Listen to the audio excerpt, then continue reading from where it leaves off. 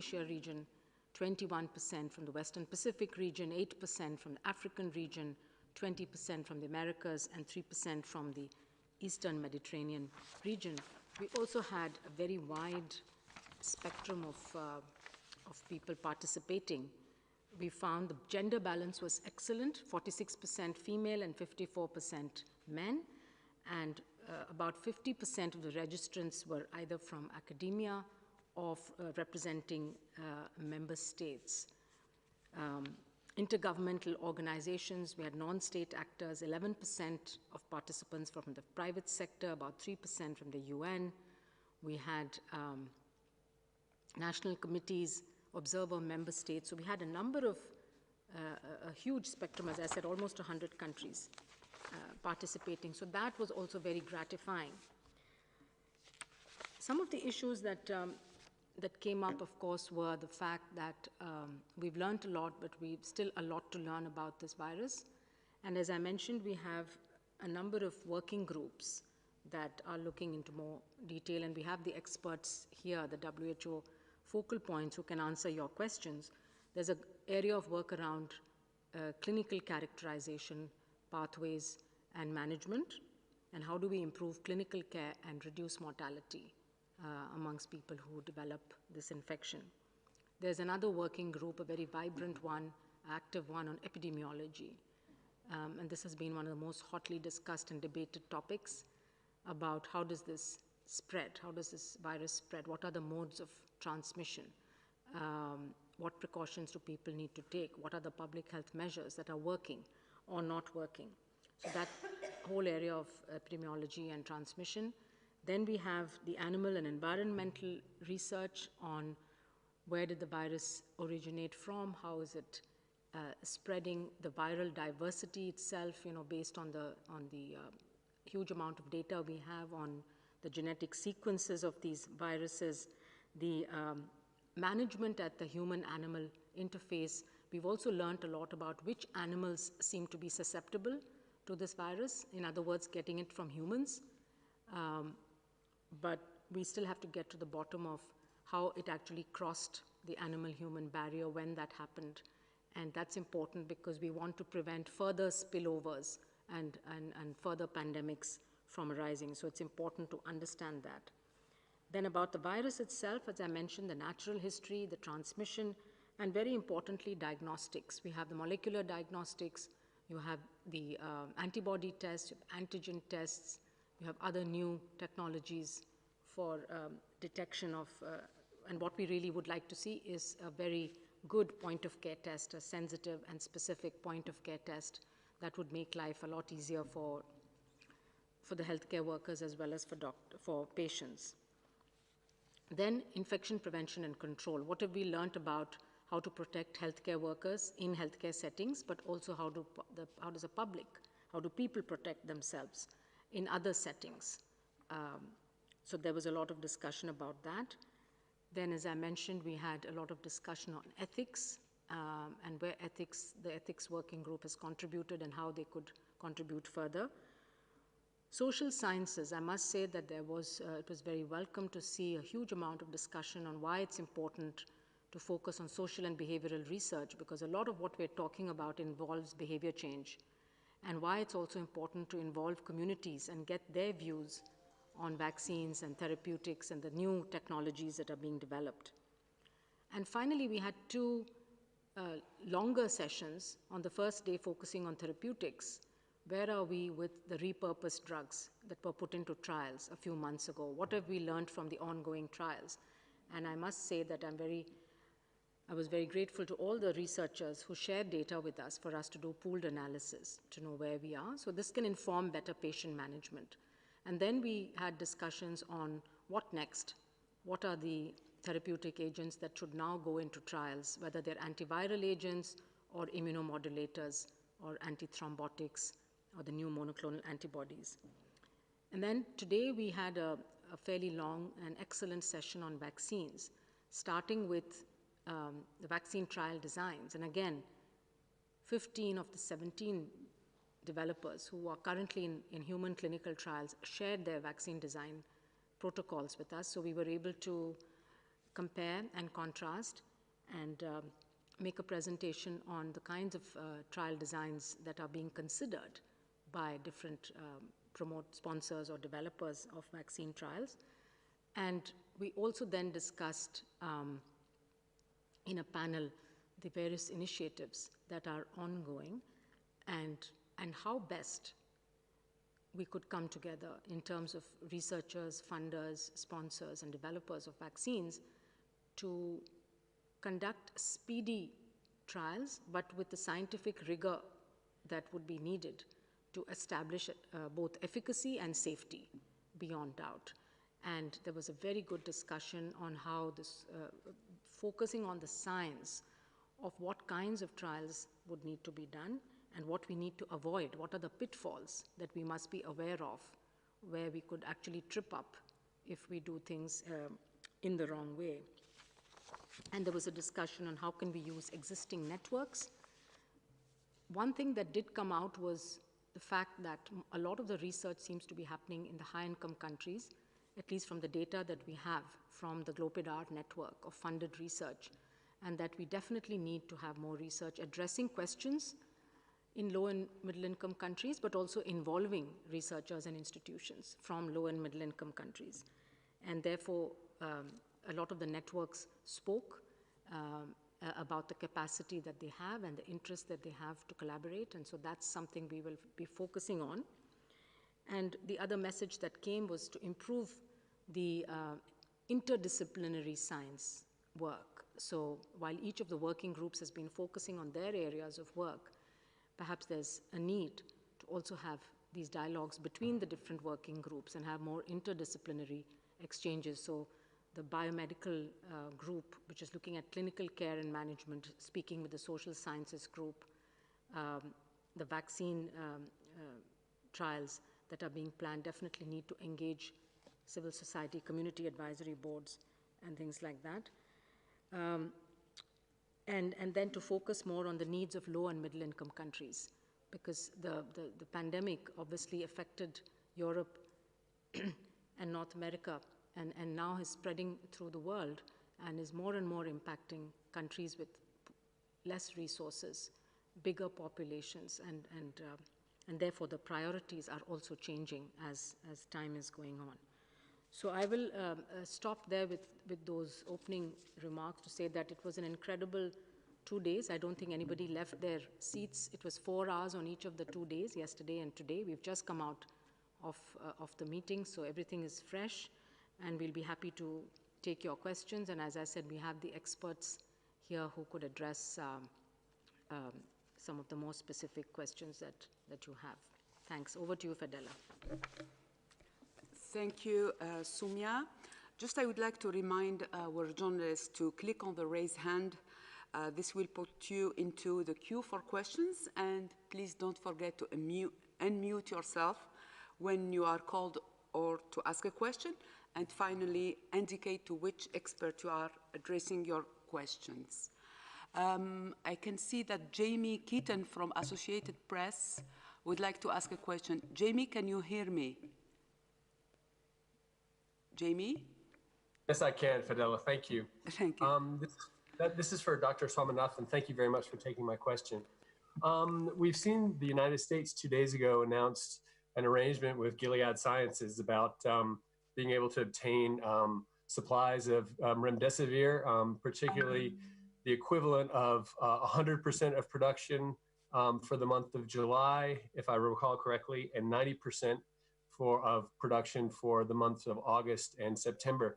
I'm just wondering, yesterday, DG Tedros mentioned that solidarity remains to be the buzzword for countries. How concerned are you that solidarity may be lacking in some cases, particularly with regard to remdesivir? And what do you know about the stocks that may be needed in other countries that are developing countries that may need it? Thank you so much.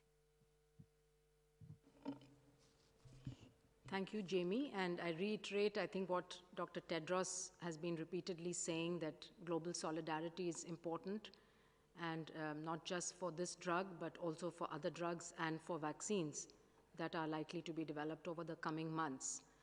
this is a test, I think, for all of humanity. But specifically on remdesivir, as you know, there are many trials still ongoing on remdesivir, including the Solidarity trial that's looking at mortality benefit. What we know up to now is from the publications that came out of China that did not show any benefit for remdesivir, and the publication from the NIH, which showed a reduction in hospitalization of about 30%. So patients who got remdesivir had an average hospitalization of 11 days versus 15 days for the ones who did not receive it. We know remdesivir is an antiviral drug, but we don't know what its efficacy is. The plan is really to continue with the clinical trials that are ongoing, because we definitely need to answer the questions on efficacy of remdesivir, looking at mortality, looking at other clinical outcomes, but also establishing the impact that it would have on public health, because the benefit risk and the cost benefit ratio of interventions is extremely important when we talk about an intervention that's going to be rolled out across the world.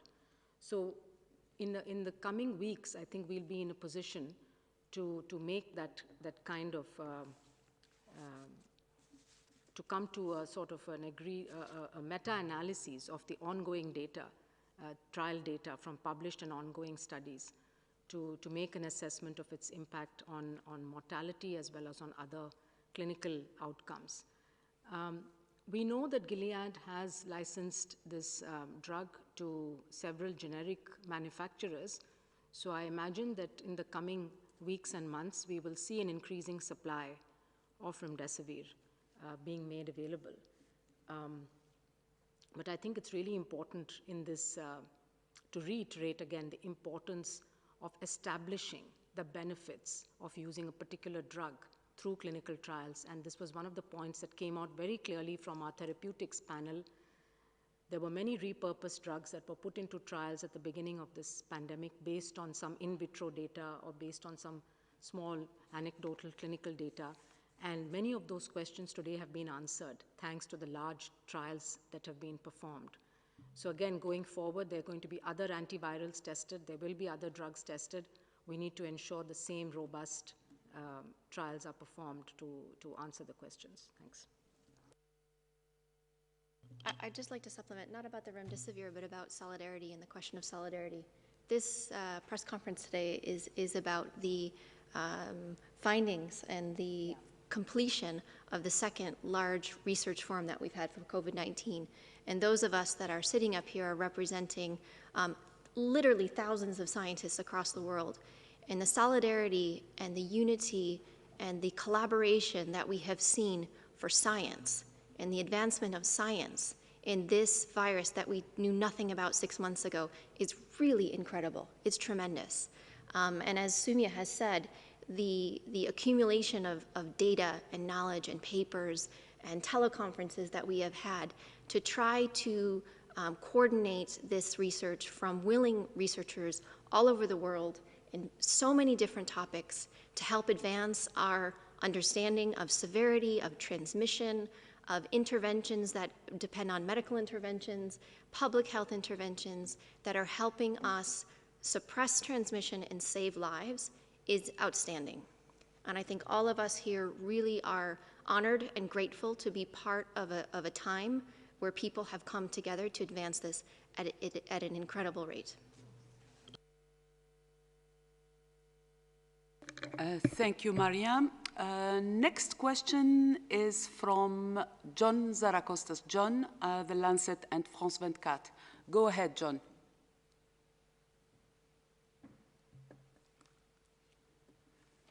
Yes, good afternoon. Can you hear me? Yes, perfectly. Go ahead, John. Yes.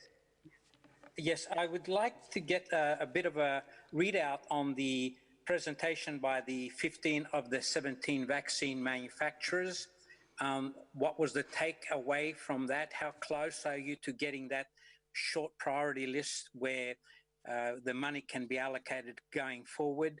Did you walk away with a short list from this meeting or not? And secondly, why was this meeting also closed behind closed doors like the one in February when there's such big interest by the scientific world? I'll just start and Anna Maria can add on the vaccine trials. So it wasn't a closed meeting, John, it was open, but it was not open to the media. We had an upper limit of 1,000, and we really wanted the academics and researchers and others to really engage. So in fact, while the first conference brought together about 400 people, as I said, this one brought about 1,300 and probably much more were observing. And the idea was not to have a closed meeting or anything like that, but just focusing, on the scientific topics that were discussed. And we had a very tight schedule, as you can imagine. We have 9 working groups, so literally had 10 minutes for presentation and about 5 minutes for discussion. So we couldn't have the kind of discussion, and we thought that this might be a better forum. On the vaccines, I'm going to ask Anna Maria to comment on what the analysis was. This was not a forum to make decisions on funding or anything like that. It was more a forum to discuss what are the kind of designs that are out there and how can we best inform those designs so we get the kind of results that would be needed both by regulators and by WHO to make decisions on the use of vaccines. Anna Maria, I want to say a little bit about. Yes, thank you, Soumya. So I just want to clarify, WHO has published in our website a target product profile for vaccines that provides the public health perspective of the kind of vaccines that will be important for public health. It was developed through a wide consultation with experts around the world. In addition to that, we have published the criteria for the selection of candidate vaccines that could be prioritized for clinical trials. The 17 vaccines we were talking about today are the 17 vaccines who are already in clinical phase. It means they are in phase 1, phase 2, or phase 3 trials. What was requested from the developers, and we are very grateful to them, was to share openly the design of the trials, the phase 3 trials that they plan to implement. It was an excellent exercise of transparency and communication because it would allow all of us to contrast the different designs, to look at the trade-off of different designs, and to have a conversation about what can be done to ensure that we indeed have the best clinical trials, that we have compatible exercise of speed and robust designs, so we come out with robust estimates. So the main takeoff from this is that overall, all the researchers were proposing randomized clinical trials. That's a very good thing. The number 2 is all the researchers were targeting the critical populations and thinking of endpoints that are compatible with the public health needs. And third, there was an open and robust discussion about the need of having a stringent success criteria that will allow not only to have robust estimates, but will help regulators and public health officials make informed decisions on the deployment of these vaccines. So we just want to say thanks to the developers, thanks to the researchers who participated, because now we have a transparent process of what is in front of us in terms of assessment of these candidate vaccines. But these 17 are going to be joined by other vaccines as they move into the clinical evaluation phase. So 17 are the ones today, but probably next week and in the weeks to come, this number will increase. Thank you. Thank you, Anna Maria. Next question is from Christian Ulrich. Christian, can you hear me? Christian is from DPA. Thank you very much. DPA, German press agency. I would just like to follow on exactly on what Anna Maria just said. Can you give us a bit more, some more specifics on the vaccine that are on the table now? Are there several promising candidates, or are there not? Do you expect rapid progress? I think in your last briefing, Dr. Soumya, you said if we are lucky, we might have several million doses ready by the end of this year. Is this timeline still valid, or do you have new? Did you get new information that might have changed that? Thank you very much.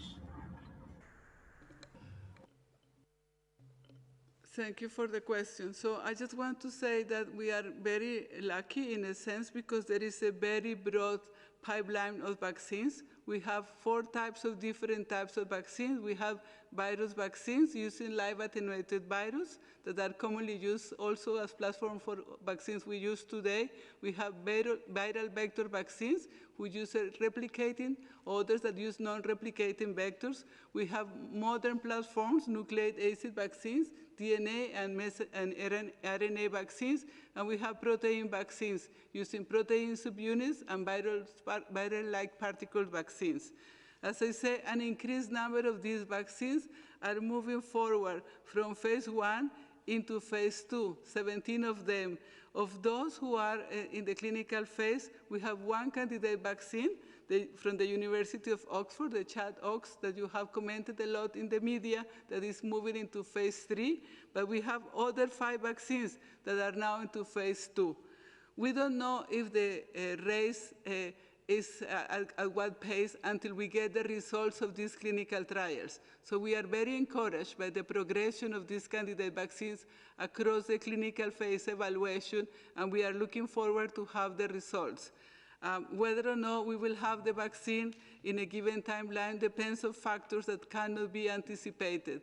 What is good is that there is a lot of consensus, a lot of work together, a lot of collaboration. As Sumia mentioned, there is a number of global enterprises and collaborative efforts to accelerate the evaluation of these vaccines and, moreover, the availability.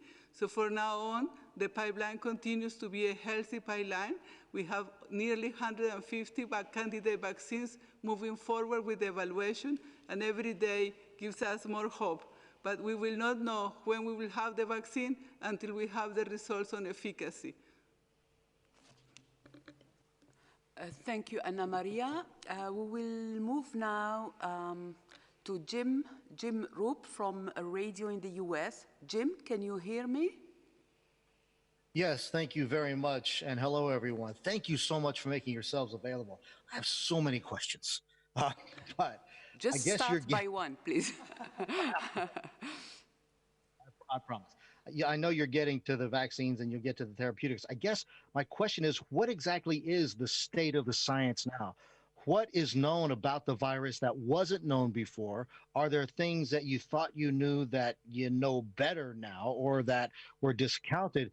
Where are you in knowing exactly how this thing behaves and what we can look forward to in the future? Good and interesting question. Maria? Sure. So, Jim, nice to hear your voice, and a good question as always. Probably one of the most interesting and difficult ones to answer succinctly, because I think every single person up here could give you an answer about what we know now versus what we didn't know before. As I've mentioned previously, the acceleration of the science around SARS-CoV-2, the virus that causes COVID-19 disease, is really incredible. So my area, as it relates to the R&D blueprint, is around, in the R&D forum, is around transmission, around severity, which of course overlinks with several different pillars, and around the evaluation of the impacts of interventions. And I could probably speak for an hour on each, and I won't, for another time, Jim.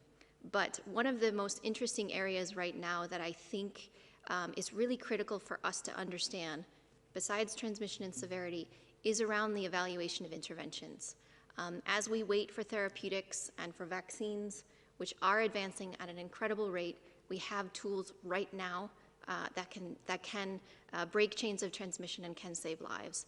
And so through different groups, through our mathematical modeling network, and through the collaborations we have with academics and our member states, is to really do much deeper dives into understanding the use and implementation of different interventions. When were these interventions used? How were they used? The combinations in which they were used as they were implemented, but also as they were lifted. Because we all know that we have a long way to go with this pandemic, and in many countries which are seeing success in suppressing transmission, others are really dealing with overwhelming outbreaks at the current time. And so as countries are lifting some of these so-called lockdown measures, We need a better understanding and more detailed analysis about how countries are actually lifting those, in what way they are doing this, how just as they introduce them, how they lift them is just as important. And so we will be working very closely with member states and doing much more deeper analysis about the use of these interventions, so that when we think about going forward in this pandemic, and when we do see resurgence in some areas, we can have better advice and use the experience of other countries about how we could use interventions, hopefully not needing to do these widespread lockdowns as we go forward, because it isn't a matter of public health versus the economics or social impacts. We have to find a balance between both of them as we move forward. But others may want to supplement. Janet Diaz, Clinical Care. Hello there. So thank you. Gosh, what have we learned?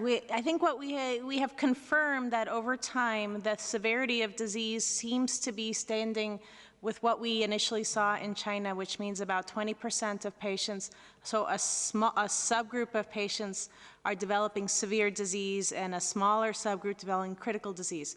So I think that's what we have learned and confirmed over time, and seen that same type of breakdown in different countries. We have also seen that we have learned with the recent release of the recovery trial that corticosteroids seems to be reducing mortality.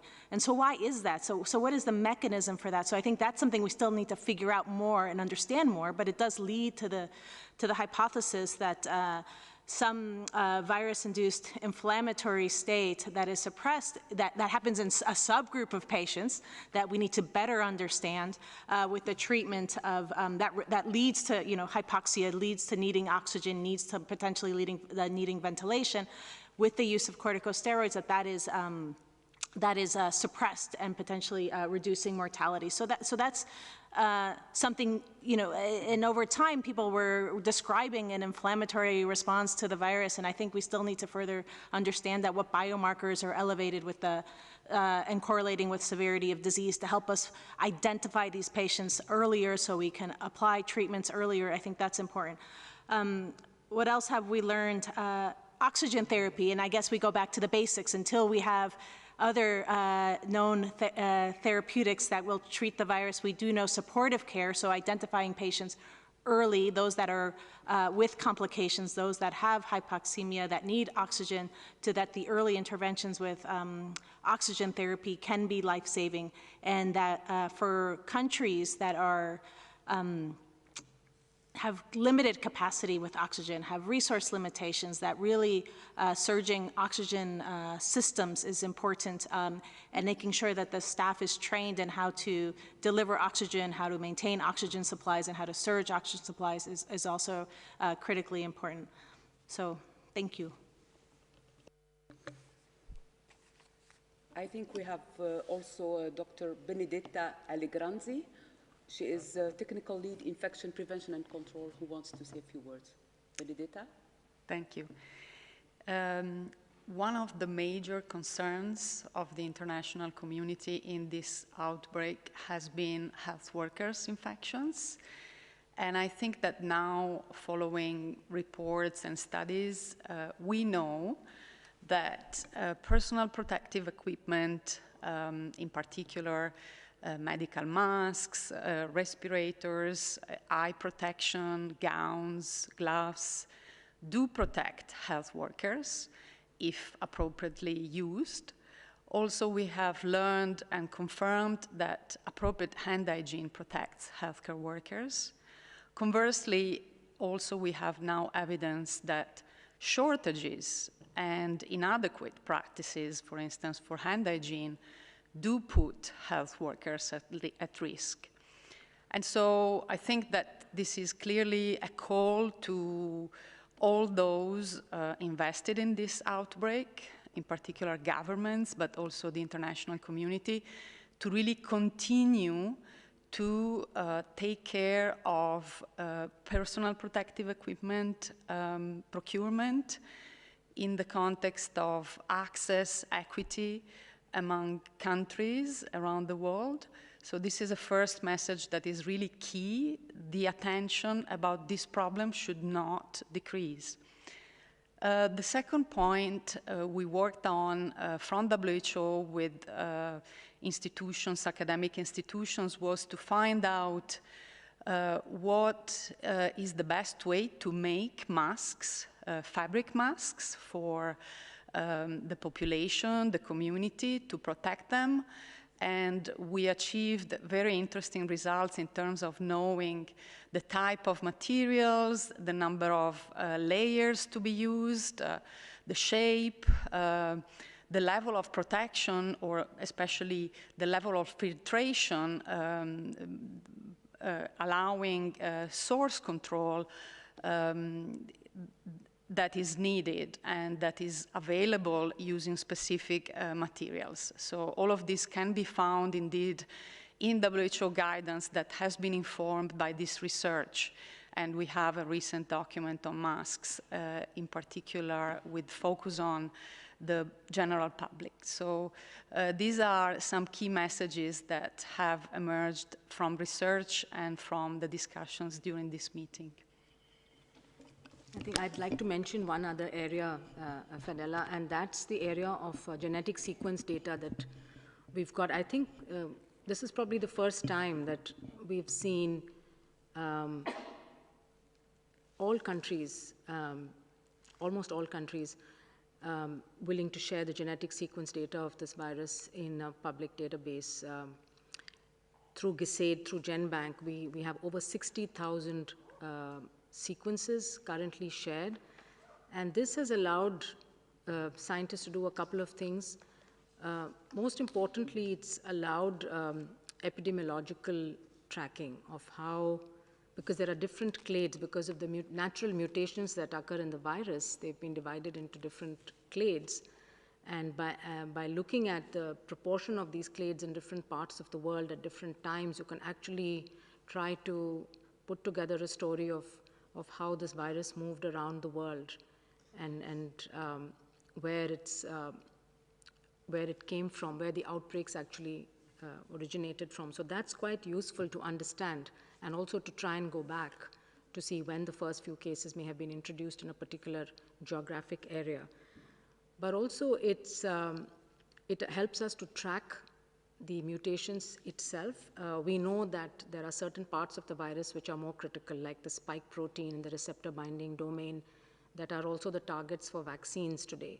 So if major mutations occurred in those domains, it might actually affect the development of vaccines. Similarly, there have been hypotheses by people from different countries saying a particular mutation, corresponds with a particular clinical profile, less severe, more severe disease.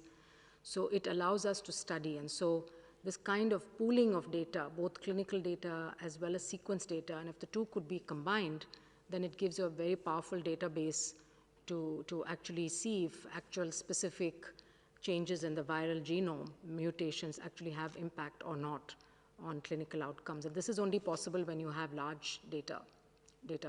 It's not possible with a few tens or a few hundreds of cases.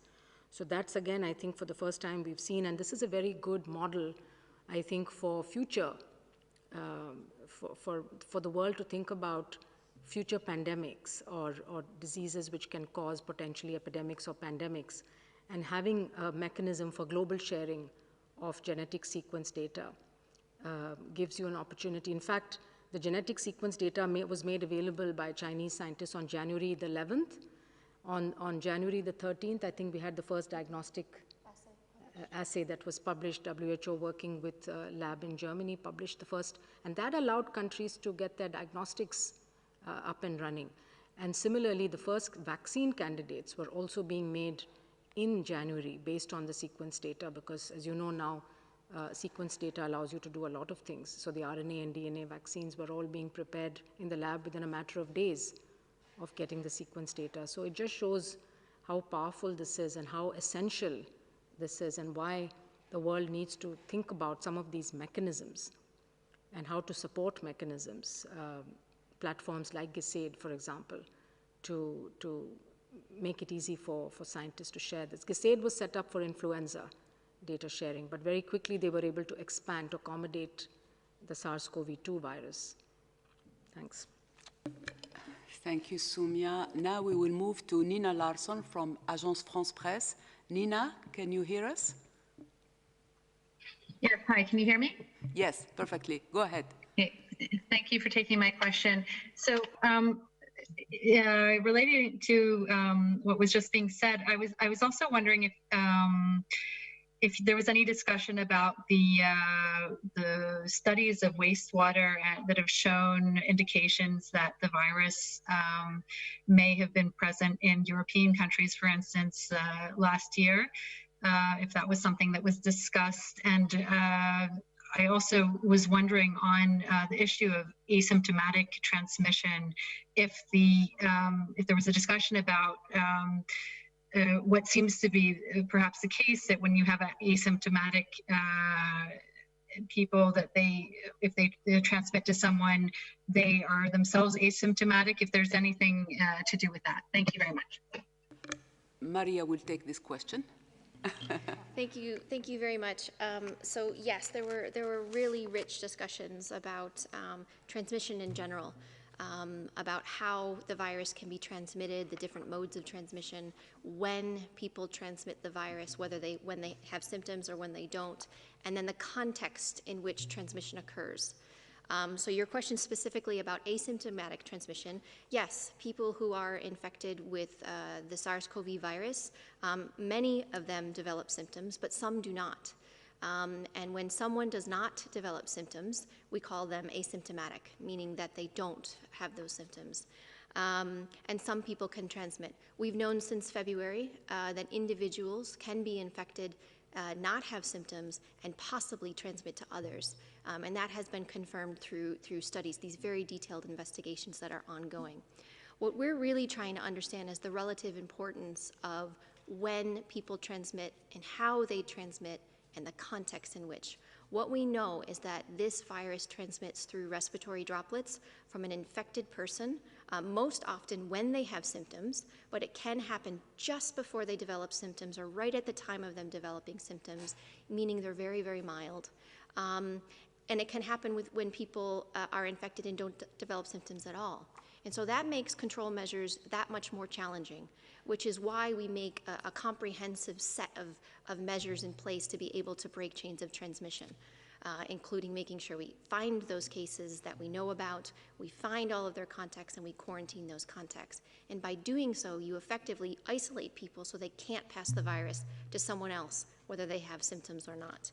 And so what we really need to better understand is how often that is happening. How often does it happen that someone that doesn't have symptoms and never has symptoms transmits further? How important is it that someone just before they develop symptoms passes to someone else? And we know that is important. And how does that affect our control measures? The other thing that we spoke we need to spend much more time talking about are these events in which transmission occurs. We know that it happens between close contact with people, when they're within 1 meter of one another, when you have prolonged contact, that means more than just in passing. And we're quite alarmed by a number of super spreading events that are happening in a large number of different types of controlled, closed settings. So, for example, we've seen outbreaks in long-term living facilities, we've seen outbreaks in healthcare facilities, we've seen some clustering events in mass gatherings, and different types of religious events, in meat processing plants, in expatriate dorms. There's a number of settings where we need to do much more detailed analyses to really understand why and how transmission is occurring so that we can prevent this from happening going forward. And then just briefly on the wastewater. So this is an area of interest that we are looking at and that a number of countries are looking at to potentially look at testing of wastewater for the SARS-CoV-2 virus to see if that could be a sentinel signal for whether or not the virus is circulating. There are some papers that have come out recently, and we are aware of those papers. We've actually reached out to a number of those authors to get more details. Some of those are in preprint, which means they have not gone through peer review. And so we reached out to those authors to really understand how they've conducted those studies and what those can inform us going forward. Benedetta, I don't know if you want to add anything about, okay. Okay, thank you, Maria. We will now move to Kai Kopperschmidt from Science. Kai, can you hear me? Yes, thank you very much for taking my question. This one's probably for Anna Maria. I just wanted to ask whether there's any news on, first of all, the lopinavir-ritonavir arm of the Solidarity trial, given the results from recovery, and any discussion of how to move forward with, now that recruitment is going well, how to move forward, prioritizing the next drugs to test. I think Anna Maria will respond. Thank you. Thank you, Kai. So first on the Solidarity trial, we are very pleased with, and we're very grateful to all the researchers from the 31 countries who have now approvals for participation in the Solidarity trial. So they have the National Regulatory Authority approval and the Ethics Review approval. Of those, 21 are already randomizing hospitalized COVID patients in nearly 400 hospitals. And we have a global network of about 1,300 clinicians. So we are active in the 6 WHO regions. We are very pleased about that because that gives clinicians and researchers from all around the world the opportunity to contribute to the Solidarity trial. We are also very pleased with the increase in the recruitment rates. So we are now getting to 5,500 patients included in the trial. And unfortunately, we have high rates of transmission, but the good thing, and this was discussed during the forum and encouraged by several of the speakers, is that given that the virus is moving around the planet and that the rates of transmission are uncertain, it is very important to use global platforms like the Solidarity trial to be able to evaluate not only therapeutics but also vaccines, because that will allow us to have the therapeutics and the clinicians in the places where the incidence rate is high at the time of introduction. In terms of the results, there were 2 presentations on the data that is available because it was important for the community to learn what we have learned from the therapeutics that have been evaluated so far. As you probably know, there are nearly 1,700 clinical trials that are registered. Unfortunately, the majority of these trials never started and were canceled or recruited only a few hundred patients. So in total, there was an independent review that suggested that the 3 major trials contributing to the evidence for hydroxychloroquine, lopinavir-ritonavir, and the steroids, including dexamethasone, were the recovery trial from the UK, the active trials from the NIH, NIID, and the Solidarity trial led by WHO. Of this, there was a discussion of the preliminary results of these trials that suggest and confirm that hydroxychloroquine, unfortunately, doesn't have the positive effect that we were hoping on mortality for COVID patients. There were also discussions on the potential effect of lopinavir, and the preliminary data suggests that this effect is not there, but we are looking at the analysis. And then there were the discussions on how to look into the steroids. So the recovery trial results that are publicly available were again discussed, and WHO put forward a proposition for a full systematic review of the data on remdesivir and on steroids that will be shortly shared with the community, because we value and we think it's important for all of us to look at the integrated, critically appraised evidence. Thank you. Thank you, Anna Maria. I will take now a question from Bayram Altuk from Anadolu Agency. Bayram, can you hear me? Yeah, I can hear you. Thank you so much for taking my question. Yeah, go ahead. Can you hear me? Yes, perfectly, Hello? Bayram. Go ahead, please. Mr. Ghebreyesus yesterday stated that 60% of all cases so far have been reported just in the past month. And United States daily novel coronavirus cases jumped by more than 50,000 for the first time yesterday. On the other hand, while the number of cases increases rapidly across the globe, the mortality rate drops significantly. My question is, so can we say that the COVID-19 is losing potency as it spreads more, or what we know or what we don't know? Thank you. Thank you, Bayram. Maria or Sumya? So I think it's, we have to be very careful when we talk about mortality rates because it's calculated in different ways by different countries and at different times. Case fatality rate is, you have the number of people who die divided by the number of people who have infection, but then the disease, diagnosed disease, but you also know that there's a gap between somebody getting the infection progressing and then dying usually 2 or 3 weeks later, unfortunately, if that happens. And so it also depends on what denominator you take when you calculate case fatality rate. And it's been suggested by scientists that really to get an accurate idea of case fatality rate, you should divide by the number of cases 2 weeks ago, not the number of cases today.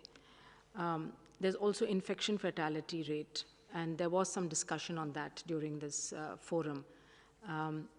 That probably gives you a better idea of the actual mortality, so the number of people who are infected in the community. Now, this number is not often known because what you know is who gets tested, and those are only those who get really sick or those who are able to access testing.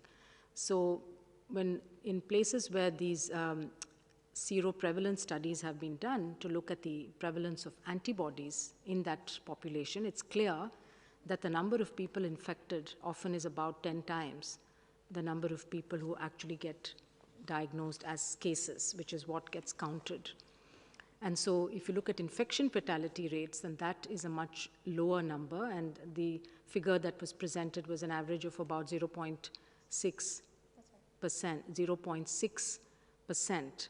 So that's much lower than the case fatality rates of 5, 6, 7% that we've been talking about. But again, this depends, again, pooling all the data that's still coming in from studies on the seroprevalence in communities will give us a better idea.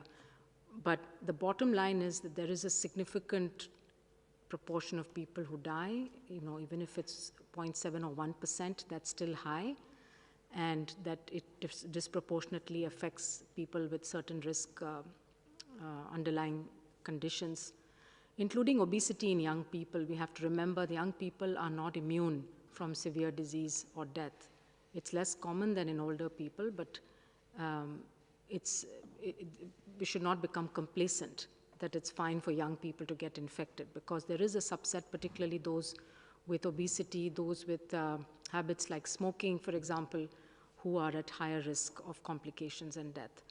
So I think when we talk about death rates and mortality and we start comparing, it's really important to really look at how that's being calculated and before we do comparisons. The other thing we've seen is many countries have been able to update their death counts later, so it's not on a real-time basis. And but even in high-income countries, and certainly in the low and middle-income countries, the death reporting is not real-time. It takes time to catch up, particularly when people die at home in the rural areas. There's often incomplete cause of death reporting. So we have to keep all of those things in mind when we talk about case fatality rates, and especially when we start comparing between countries or between regions. Thanks. You want to add anything, Maria? Thank you, Sumya. That articulated very well the challenges of estimating and comparing mortality. And as you've said, it's very difficult. It's a very difficult thing to calculate. I wanted to touch upon the question around the potency of the virus and the questions. We've received that question quite often, is the virus changing? And you mentioned the mutations, the changes. These are natural changes that we're seeing in an RNA virus, changes that we expect. And there's a large group of scientists that are part of this group that are looking at these viruses very, very carefully and looking at what these changes actually mean. We have not seen any indication that the changes, these mutations, these changes, confer any difference in terms of transmissibility and severity. But it is something that we are very carefully watching. And it's not just a matter of comparing the sequences themselves, but more work needs to be done to really understand the viruses and what these changes mean, if anything. And so I think that's just an important thing to add. And then just to mention on the serology, because this is part of the core work that we do within the EPI working group. And again, given we're 6 months in, it's pretty astounding that we have seroepidemiologic studies that are underway. And WHO is working in a number of areas with our partners in 3 different areas on serology. The first is to evaluate the serologic assays that are currently in development, and working with partners at FIND and other collaborating centers across the globe to look and see how well do these serologic assays perform against real samples. The second area of work is around what we call the Solidarity 2 collaboration, which is developing assays and having a panel to be able to develop a standardized serologic assay. And we have more than 110 collaborators from 43 countries in this collaboration. The third area of work is what we call our Unity studies, which is WHO has drafted these core generic protocols for 6 different types of studies on healthcare workers or on household studies or on cases and contacts to support countries in conducting seroepidemiologic investigations themselves. And currently we have 45 countries that are actually implementing these studies right now, and we have an additional 34 that are intending to implement them. And so we're building research capacities, we're supporting countries in conducting these so that they could better understand what is the extent of infection for SARS-CoV-2 virus among certain populations to better inform their next steps as they move through this pandemic. Thank you, Maria. I think we will take the last 2 questions, one from Tomo Deguchi from Kyodo News. Tomo, can you hear me? Yes, can you hear me, Fadela? Yes, perfectly. Go ahead. Short question on the participants. I believe in February meeting, we had experts or official from Taiwan, but was this the case this time as well? Thank you so much. Thank you for this question. As Dr. Swaminathan mentioned, the forum was open to researchers all around the world. We circulated an open registration tool in which experts, regardless of whether or not they were in our list of experts, could register. This is how we have experts from all around the world, and we know that there were some of the experts participating actually were from Taiwan. Again, Dr. Swaminathan insisted we make a big effort to have experts from all around the world, and they could, on their own, register. It was open to all researchers. Thank you, Anna Maria. We will take maybe the last question from Ellen Branswell. Ellen, can you hear me? Yes, thanks very much for taking my question. It's for Anna Maria, please. Anna Maria, is anybody in phase 3? And if I can sneak in something else in terms of vaccine, did you hear anything that relates to the question of whether or not any of these vaccines are inducing, if there's any risk of vaccine-enhanced disease associated with any of these vaccine candidates? Thank you. Thank you, Helen. The theoretical risk of enhanced disease has been the object of extensive discussion in our expert groups and also in the expert groups by other collaborators. Indeed, all the protocols that were presented, or the majority of them, has the potential to evaluate enhanced disease. I just want to explain there are 3 levels of the evaluation. First is during the preclinical phase. So there are ongoing efforts to try to establish animal models that will allow us to evaluate enhanced disease in animal models. That has been accepted as a potential way to evaluate, but it's not sufficient. In addition to that, you have to start by going through the clinical evaluation phase and evaluate it in humans. The most important part of the clinical trials to be able to document enhanced disease is to have longer-term follow-ups. And most of the trials that are being planned include 12, 15, and 2 years follow-up. And in addition, it has been clearly identified that there is the importance of post-marketing surveillance of safety as an additional element to document enhanced disease. So most of the sponsors or potential sponsors, developers, and researchers are fully aware of the importance, and the majority of them are making provisions in the protocols for the phase 2b/3 trials, for longer-term follow-up, for measures to document information from vaccinees in hospitals, etc., so that this can be ascertained. And I insist, it remains a theoretical challenge, a theoretical possibility, but is well considered by all. Thank you, Anna Maria. I think we will stop here for today. It has been a long day for everyone. Thank you for your interest. And I don't know if one of my colleagues want to say final words. If not, we will conclude this press conference. Maybe Soumya, final words? Yeah, maybe just as final words. I mean, we did also have some discussion on the transmission from human to animals. This may be of interest to some people, and it's clear that there are some animals like the felines, the cats and the ferrets and even tigers that can get infection. So human to animal, but very little evidence of the reverse. And also interesting data presented on the virus and how long it can survive on the fur of animals and so on. So there's very little risk from domestic animals, because there was some concern and about domestic animals becoming a source of infection. However, you know, you would have seen the reports of minks in mink farms actually getting the infection and even perhaps being able to transmit it to humans. So this is again an active area of research. As I mentioned, the animal-human interface, and it was a robust discussion because, of course, it's relevant not just for this outbreak, but also for the prevention of future pandemics. And so the whole issue of how does one not only have surveillance for these emerging viruses that can cross the barrier, but also surveillance among different species of animals to see what viruses are circulating, and importantly also to think about how markets that deal with meat and food need to be regulated. What are the minimum hygiene standards that need to be put in place? And also the illegal trade of wildlife, which can actually aggravate some of these conditions. So that whole area of research, the One Health, where the group actually has people from FAO and OIE, in addition to scientists from around the world, was also one of the areas that was discussed.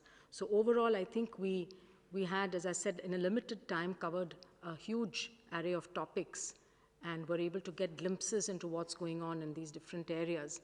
But we will probably follow up with more in-depth interactions with the scientists within the working groups, and perhaps also between working groups, the interdisciplinary work that was very much encouraged and welcomed by the participants in order to take all these areas of work forward. And we're happy that WHO has been able to bring together scientists from around the world to collaborate, but also to accelerate, I think, the science. And our goal is to see that the learnings from science are as quickly as possible channeled into impact for patients and communities. That's the goal of this research. It's not an academic exercise. It's how do you take the learnings, put it into interventions, either in clinical or in public health, so that it starts, we start seeing an impact on the pandemic. And that's why WHO is so involved in this and key to try to make this happen in the best way possible. Thank you very much for all of you for having come and for those excellent questions that you had today. Thank you for your attendance, journalists as well as our colleagues from WHO. As usual, we will be sending you the full audio file, and the transcript will be available as of tomorrow on the WHO website. So see you next time and have a nice evening. Thank you. Bye.